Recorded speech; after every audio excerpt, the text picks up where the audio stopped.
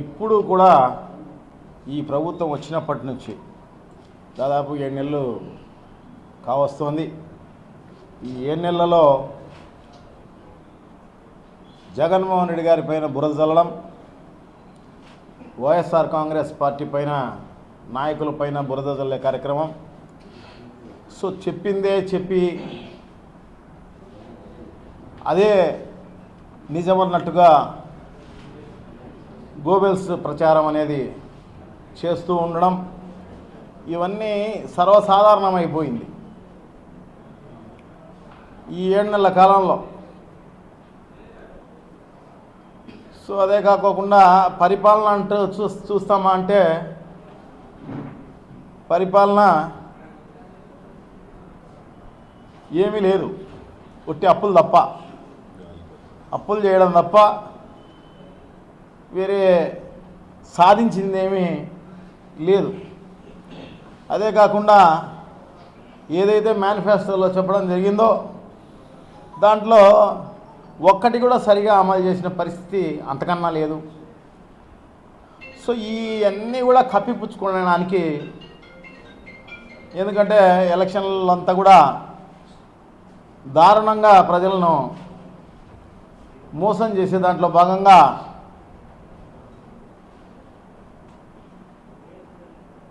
ఎన్నో హామీలన్నీ ఇచ్చి దారుణంగా మోసం చేసిన పరిస్థితి. ఉట్టి జగన్మోహన్ రెడ్డి గారి పైన బురద జల్లే కార్యక్రమం తప్ప వేరే ఏంలా. దాని తర్వాత జరిగిన సంఘటనలన్నీ మనకు తెలుసు. టీటీడీ లడ్డూను వదలలేదు, ఎంతో ప్రతిష్టాత్మకంగా ఉన్న టీటీడీని నిజంగా దారుణంగా దానిపైన అబాస్పాలు చేసే విధంగా, ప్రపంచంలోనే అబాస్పాలు చేసే విధంగా ప్రవర్తించిన పరిస్థితి. ఇదన్నీ కూడా జగన్మోహన్ రెడ్డి గారి పైన బురద జల్లే కార్యక్రమం అన్నమాట. అదే కాకుండా YSR Congress party social media అయితేనేమి, వైఎస్ఆర్ కాంగ్రెస్ పార్టీ నాయకులు అయితేనేమి, అందరూ కూడా ఈ వదిలేసేసి మేనిఫెస్టో గురించి, చంద్రబాబు మేనిఫెస్టో గురించి కానీ, ఈ పరిపాలన గురించి కానీ మాట్లాడుకోకుండా ఒక ట్రెండు అంటే ఒక దారిన తీసుకుపోయే కార్యక్రమం అంటాం, అదే డైవర్షన్ పాలిటిక్స్. సో ఏదో విధంగా వైఎస్ఆర్ కాంగ్రెస్ పార్టీనో జగన్మోహన్ రెడ్డి గారి పైన బురద చల్లితే దానిపైన ఆన్సర్ ఇచ్చే కార్యక్రమం జరుగుతూ ఉంటుంది. మన గురించి ప్రజలకేం తెలియదు అని వాళ్ళ ఊహ. సో ఈ జగన్మోహన్ రెడ్డి గారి ఇంటి గురించి, ఇంట్లో కలహాల గురించి కొన్ని రోజులు, ఇప్పుడు కొత్తగా ఏమీ లేనిది, అసలు సంబంధమే లేదు, సంబంధం లేని ఇష్యూను వండి వార్చే కార్యక్రమం ఇప్పుడు జరుగుతోంది. అదాని గ్రూపుకి కానీ, ఆ అగ్రిమెంట్లు కానీ, ఇంకొకటి కానీ, వాళ్ళతో ఒప్పందాలు కానీ చేసుకున్న పరిస్థితి ఆంధ్రప్రదేశ్ గవర్నమెంట్కి లేదు. లేకపోయినా ఉన్నట్టు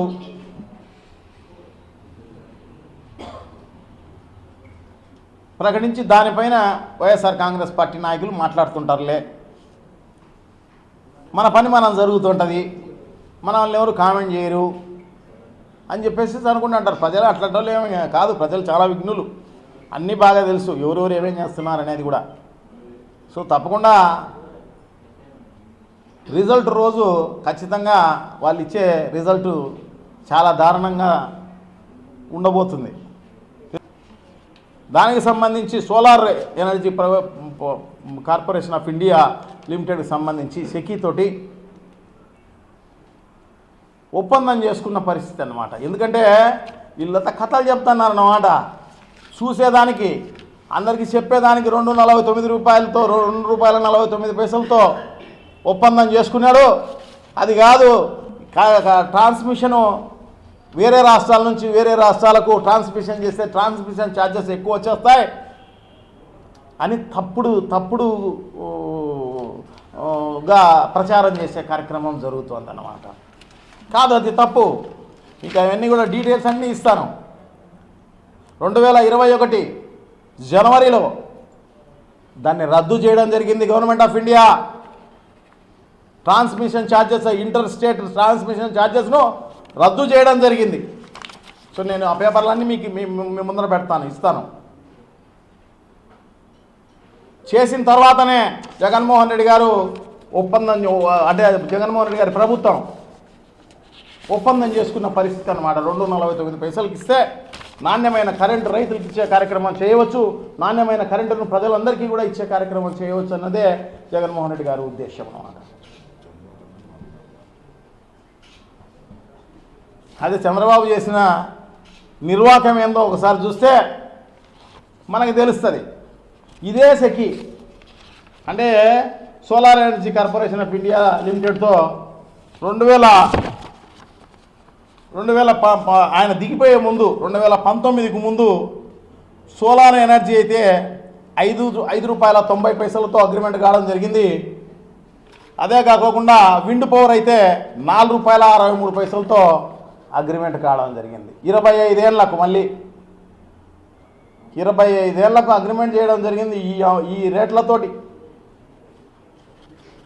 ఎంత దారుణం అంటే ఈ రాష్ట్రాన్ని అధోగతి పాలు చేసే కార్యక్రమం చేసిన చంద్రబాబు నాయుడు గారు గొప్పవారు. 2.49 పైసలకు తీసుకున్న జగన్మోహన్ రెడ్డి గారు అది సెకీతో, అదానితో కాదు, లేనిదన్నీ అంటబెట్టి ఒక అదానితో కాదు, ఇటు ఈ సోలార్ ఎనర్జీ ఎవరెవరు తయారు చేస్తారో వాళ్ళందరితో 2.49 పైసలకు, అంటే దానికంటే తక్కువకే ఒకవేళ తీసుకొని ఉండొచ్చు వాళ్ళు. స్టేట్ గవర్నమెంట్కు 2.49 పైసలకు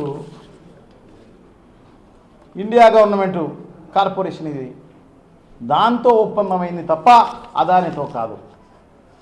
ఈయన చెప్పినట్టు అదేదో ట్రాన్స్మిషన్ ఛార్జెస్తో ఇంకా ఎక్కువ అయిపోతుంది. దీనివల్ల 1,10,000 కోట్ల రూపాయలంట 25 ఏళ్లలో. ఇంత కుంభకోణం జరిగిపోయింది, రాష్ట్రానికి ఇంత నష్టం అయిపోయింది, అంత నష్టం అయిపోయిందని పేపర్లు అదే మొత్తం గత 2-3 రోజులుగా